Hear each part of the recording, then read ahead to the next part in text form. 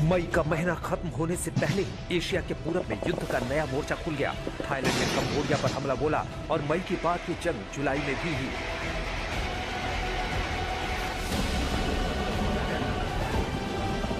चंद महीनों की शांति के बाद दिसंबर में फिर से थाईलैंड कंबोडिया ने अपनी अपनी सैन्य ताकत की नुमाइश की, एक दूसरे पर हमला बोलकर। दरअसल पूरा विवाद 800 किलोमीटर लंबी सरहद का है, जहां जगह जगह अधिकारों की जंग है। साल 2025 में दिसंबर तक दोनों देशों के बीच झड़प में 40 से ज्यादा लोगों की मौत हो चुकी है।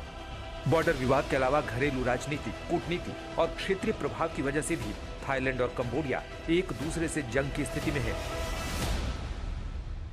Both Thailand and Cambodia are our civilizational siblings and neighbors. And given the links of spirituality, we would very much want to see peace and harmony in this region. And when Donald Trump has taken the initiative, we appreciate that. However, it seems that the conflict has not abated. There are still conflicts arising between the two. हालांकि चंद दिनों से दोनों देश युद्ध विराम का पालन तो कर रहे हैं, लेकिन सवाल है कि क्या साल 2026 में भी शांति कायम रहेगी। मुद्दा इसलिए बड़ा है क्योंकि युद्ध का ये मोर्चा वैश्विक स्थिरता के लिए सही नहीं है, क्योंकि जंग के किरदार के साथ चीन का हित भी जुड़ा है। चुनौती ट्रंप के सामने भी है, जो बार बार ये दावा करते हैं कि मैंने थाईलैंड कंबोडिया जंग को रुकवा दी है। आज तक ब्यूरो। कोशिश करता हूं, बात करते हैं सबसे पहले मई से 2025 से, यानी 25 की अगर आप बात करें, 28 मई को थाईलैंड ने बोला था हमला और प्री विहार के इस पास कंबोडिया के सैनिकों की मौत हो गई थी। अब इसके बाद उसी दिन आप बताएं, थाईलैंड से व्यापार पर कंबोडिया ने पूरी तरीके से रोक लगा दी थी। सरहद पर दोनों तरफ से जुलाई महीने में भारी झड़पें हुई, एक दूसरे पर आर्टिलरी फायर किए गए और फिर थाईलैंड ने F-16 से कंबोडिया पर बरसाए बम।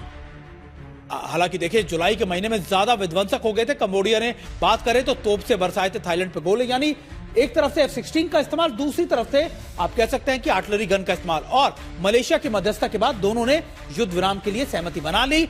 उसको डोनाल्ड ट्रंप ने अपना क्रेडिट ले लिया। उसके बाद दिसंबर के महीने में 7 और 8 तारीख को एक बार फिर से ये देश एक दूसरे पर आमने सामने आ गए। टूटा युद्ध विराम और थाईलैंड ने F-16 और ड्रोन से कई जगहों पर कंबोडिया पर हमला बोल दिया। फिर कंबोडिया ने भी BM-21 रॉकेट से थाईलैंड के कुछ इलाकों में अटैक करना शुरू कर दिया और थाईलैंड के सीसाकेट और सुरीन बुरीराम इलाके में ये हमले किए गए। और मैं आपको बता रहा हूं कि दोबारा से यह युद्ध कैसे भड़कता चला गया और फिर कंबोडिया के प्री विहार इलाके में दोबारा से एक दूसरे पर अटैक किए गए।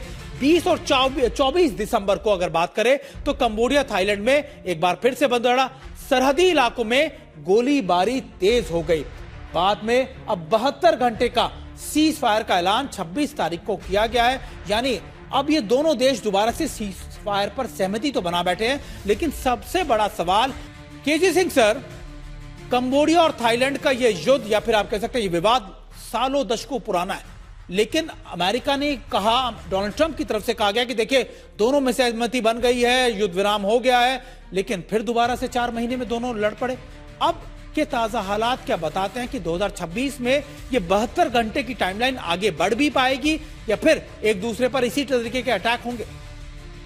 देखिए सुमित, इसका भी एक ऐतिहासिक पहलू है कि जब वहां के कॉलोनियल पावर थी फ्रांस, उसने बॉर्डर का प्रॉपर सेटलमेंट नहीं किया और बॉर्डर के ऊपर जो धार्मिक स्थान थे, जो कि जिनमें कि पर्यटन की बहुत संभावना है, उसका विवादास्पद बंटवारा कर दिया।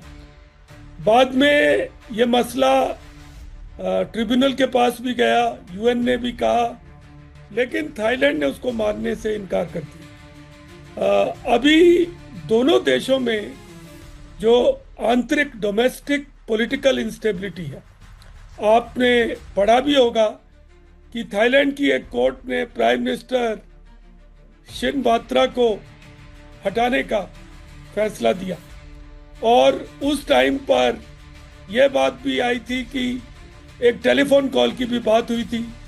तो दोनों देशों ने अपनी डोमेस्टिक जो आंतरिक कलह है, जो डोमेस्टिक इंस्टेबिलिटी है, उससे ध्यान भटकाने के लिए बॉर्डर की तरफ रुख कर लिया है।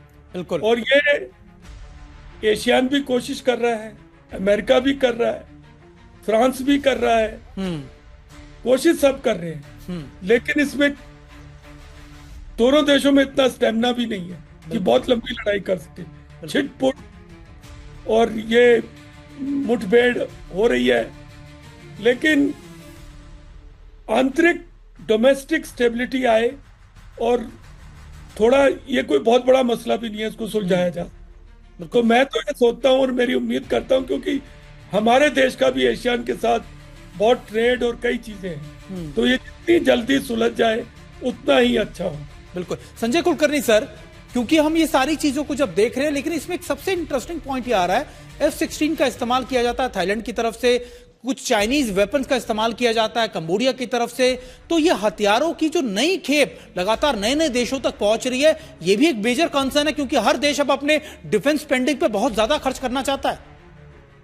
बिल्कुल सुमित, हर कोई देश जो है अपने डिफेंस इंडस्ट्री को और मजबूत बनाना चाहता है, और चीन जिस प्रकार से विश्व का तीसरा सबसे बड़ा एक एक्सपोर्टर बन रहा है हथियारों का, उसको लेकर के उन्होंने कंबोडिया को काफी कुछ देने की कोशिश की। चाहे उनके हथियार सफल हो ना हो वो बात की बात है, उन्होंने पाकिस्तान को भी दिया, उनके लिए हथियार सफल हो ना हो, लेकिन चीन जरूर इंटरनेशनल मार्केट में इस तरह इस्तेमाल करने की कोशिश करता है। भारत के रिश्ते दोनों देशों के साथ बहुत अच्छे हैं, तो उम्मीद कर सकते हैं कि इस साल के बाद इस तरह की नौबत ना आए कि दोनों देशों के बीच में मध्यस्थता करके सीज फायर करना पड़े। लेकिन हमने देखा कि पिछले 6 महीने में 4 सीज फायर हुए, ट्रम्प साहब खुद मलेशिया से मिलकर के जो सीज फायर किया, लेकिन कोई भी सफलता अभी तक नहीं मिली है। ये सीज फायर जो हुआ है, उम्मीद करते हैं सफलता मिलेगी। बिल्कुल बिल्कुल, आप दोनों हमारे साथ बने रहिए सर।